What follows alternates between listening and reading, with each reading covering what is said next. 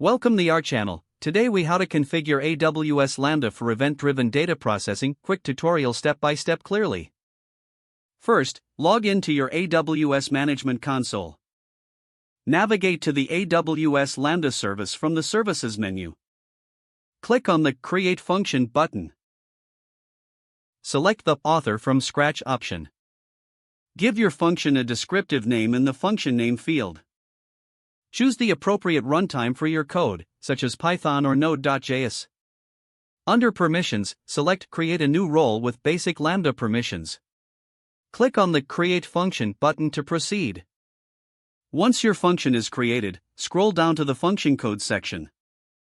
Upload your code file or write your code directly in the inline editor. Make sure to include the necessary logic for data processing.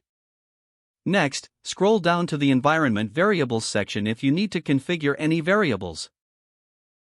Here, you can add key value pairs for your function's configuration. Now, look for the Basic Settings section to adjust timeout and memory settings as needed. For event-driven processing, you'll need to configure a trigger.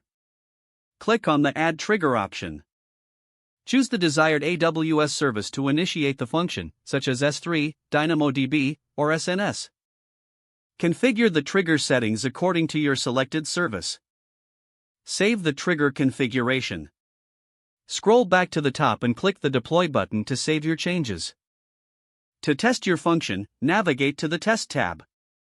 Create a new test event or use a sample event from the drop-down menu.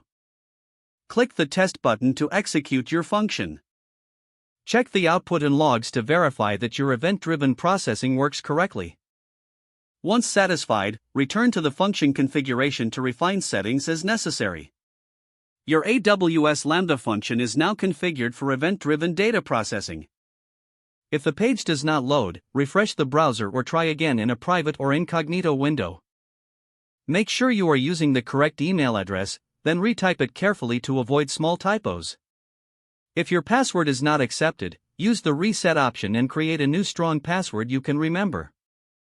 Don't forget to like this video and subscribe to our channel for more step-by-step tech guides.